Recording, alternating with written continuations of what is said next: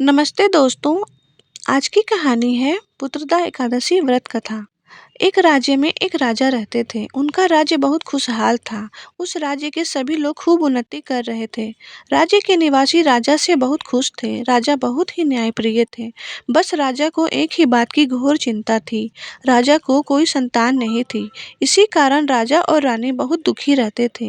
एक दिन राजा बहुत दुखी थे। उनको कुछ अच्छा नहीं लग रहा था, तो वह अपने घोड़े पर बैठकर अकेले ही जंगल की ओर चले गए।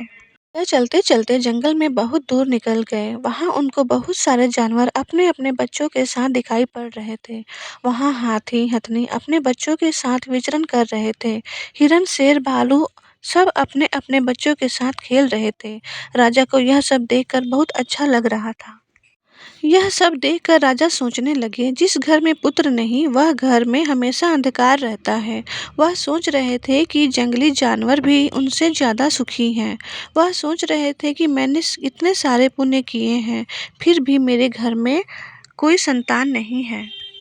यह सब देखते देखते सोचते सोचते राजा बहुत दूर निकल गए। फिर उन्होंने देखा कि सामने से एक बहुत सुंदर सरोवर दिख रहा है। उसका पानी बहुत स्वच्छ था। उसमें लाल फूल खिले थे और सफेद हंस का झुंड सरोवर में तैर रहे थे। उस सरोवर के पास एक कुटिया थी। राजा ने सोचा, इतने घने जंगल में यह कुटिया किसने बनाई। राजा कुटिया के अंदर चले गए। कुटिया के अंदर राजा ने देखा कि वहाँ कुछ साधु संत बैठे थे। राजा ने सभी साधु संतों को दंडवत प्रणाम किया और उनके पास जाकर बैठ गए। साधु संतों ने कहा, हम तुमसे बहुत प्रसन्न हुए, पर तुम इतने उदास क्यों हो? कोई इच्छा है तो बताओ। बहुत ही प्रेम पूर्वक राजा ने पूछा कि हे साधु संत, आप कौन हैं और इस घने जंगल में किस कारण आए हैं। साधु संतों ने राजा को बताया कि आज पुत्रदा एकादशी है। आज के दिन हम इस पवित्र सरोवर में स्नान करने आए हैं।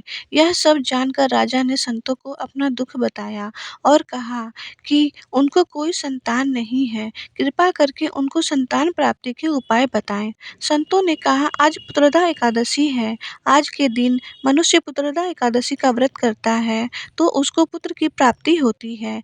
आज आप इस व्रत का पालन करें, इससे आपको अवश्य पुत्र की प्राप्ति होगी। उन्होंने राजा को इस व्रत की विधि बताई। साधु संतों के कहे अनुसार राजा ने सरोवर में स्नान करके जंगल में ही एकादशी का व्रत किया और श्री हरि विष्णु जी की पूजा की और द्वादशी को व्रत का पारण किया और फिर साधु संतों को दंडवत प्रणाम करके राजा वापस अपने राज्य में लौट आए।